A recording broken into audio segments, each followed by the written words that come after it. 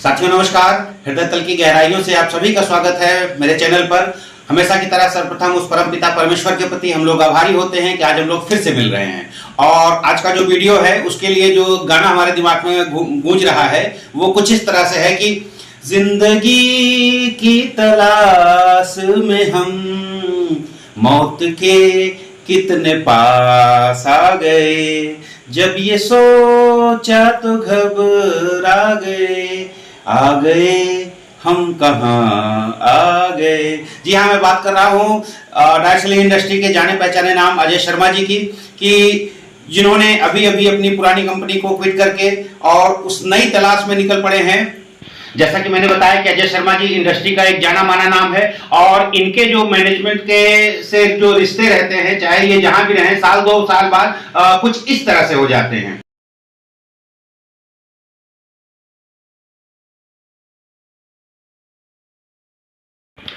जैसे ही शर्मा जी ने लाइव आके घोषणा की कि अपनी पुरानी कंपनी को क्विट करने से हमेशा की तरह एक बार फिर से इंडस्ट्री में हड़कंप मच गया। सबकी निगाहें इस तरफ थी कि आखिर शर्मा जी जा कहां रहे हैं।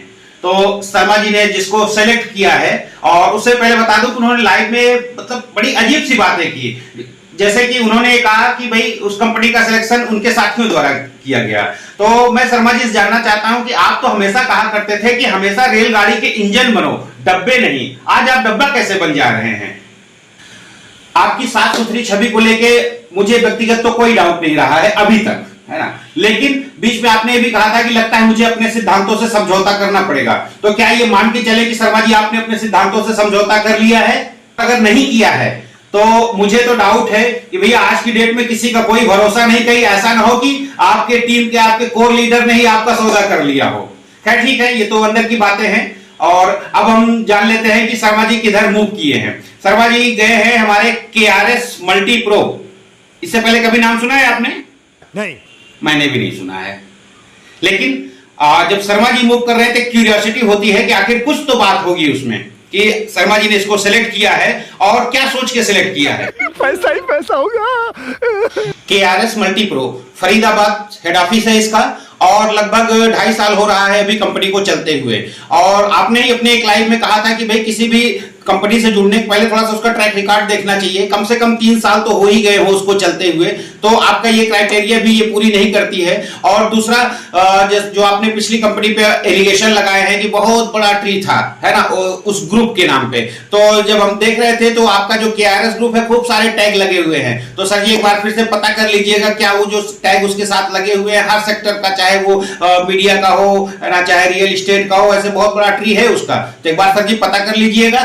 पिछली कंपनी में पंडित जी को समस्या कंपनी के प्लान के अपडेशन से हुई थी, तो हम लोग का फोकस प्लान पे रहता है। कोवर भी मैं आपको दे रहा हूं कि इसका क्या प्लान चल रहा है। प्लान कुछ ऐसा है कि जैसे पुरानी फिल्मों में हम लोग देखते थे ना कि अमरीश पुरी बोलता था हीरो को कि बेटा इस बिजनेस में आ गए हो, हमारी लाइन में आना तो बहुत आसान है, आदमी आता अपनी मर्जी से है लेकिन जाता हमारी मर्जी से है ना, अपने मन से नहीं जा सकता है।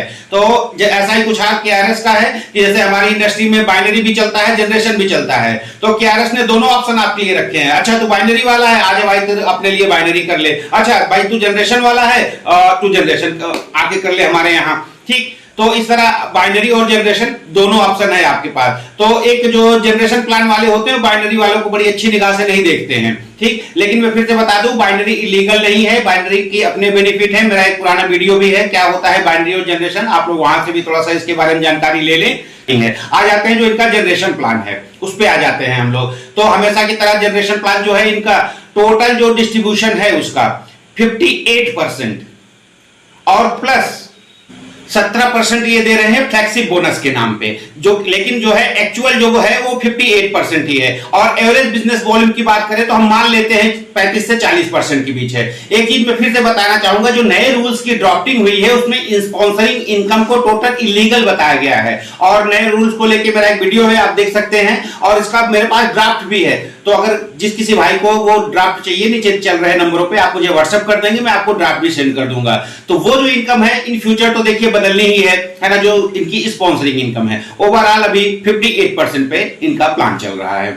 एक और मजे की बात कि जहां आजकल कंपनियां जो हैं वो आईडी एक्टिवेशन के लिए कोई एक प्रोडक्ट की इवन मतलब कह सकते हैं ना, सिंगल प्रोडक्ट परचेज करके आपकी आईडी एक्टिवेट हो जाती है। लेकिन यहां तो उन्होंने एक कंडीशन लगा दी है कि आपको कम से कम 1000 से लेके 1500 तक के प्रोडक्ट लेने ही है ना, तब जाके आपकी आईडी एक्टिवेट होगी। ये मुझे कहीं से भी नहीं समझ में आया। दूसरा एक जो है, जो सबसे बड़ा स्कैम हो रहा है कंपलसरी रीपर्चेज के नाम पे। हाँ, मैं बिल्कुल सही सुना आपने, मैंने इसको स्कैम ही बोला है। बल्कि जो तमाम मठाधीश कंपनियां, बल्कि टॉप 10 है ना, नंबर 1 से लेके जितने भी हैं, सबके यहां आपको चेक लेने के लिए कंपलसरी है रीपर्चेज करना। तो इस कंपलसरी रीपर्चेज स्कैम पे भी मैं एक वीडियो बनाऊंगा।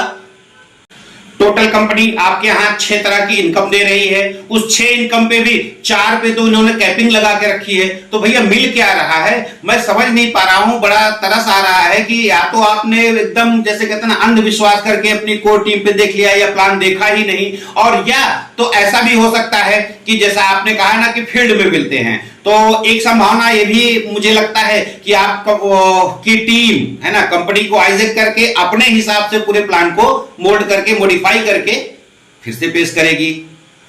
सुनने में तो यह भी आ रहा है कि आपकी कंपनी जो travel fund, car fund, house fund दे रही है, वो भी होल्ड करके रखी हुई है, तुरंत नहीं रिलीज कर रही है। और उसके साथ कंपलसरी जो है, कंपलसरी रीपर्चेज जो है, वो तो है ही है। कंपलसरी रीपर्चेज को समझने के लिए देखिए लोगों की क्या राय है, चाहे आंटी जी की राय ले लेते हैं।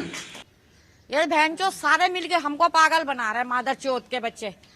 अरे आंटी आंटी आंटी, संभल के माफ कीजिएगा, आंटी जी गुस्से में थोड़ा सा इधर उधर निकल जाती हैं। पर ये जरूर है कि मैं एक स्कैम है ये कंपलसरी रीपर्चेज, इस पे देखिएगा हम वीडियो लेके आएंगे। तो सर जी, जब आपका जो प्लान है उस पे इतने तरह के रिस्ट्रिक्शन और इतना सब कुछ होते हुए, देख ले कहीं ऐसा ना हो कि आपके लीडर ये कहने लग जाएं, साला छोटी गंगा बोल के नाले में खुदा दे। अबे कहां गया बे? कपड़ा लेके भाग गया यार। बताइए तो कैसा शहर है यार, लुट गए साला, कपड़ा तक लेकर भाग गए। ये तो हमने एक अपना छोटा सा ओवरव्यू बता दिया है, ठीक। कोई बात नहीं, हम तो चूतिए हैं, दोबारा ट्राई करेंगे। तो भाई मेरे देख लीजिए आप लोग, ये है बड़े बड़े लीडरों की हकीकत। और ऐसे में तो मुझे एक वो लाइन याद आ रही है कि अच्छा हुआ सनम बेवफा निकले, वफादार तो कुत्ते होते हैं। तो भैया हाँ, वफादारी को उम्मीद ना किया जाए। और फिर से हम लोग मिलते रहेंगे किसी और वीडियो में, किसी और टॉपिक तक पर। तब तक आप सभी लोग स्वस्थ रहें, व्यस्त रहें, मस्त रहें, कोरोना प्रोटोकॉल का पालन करें।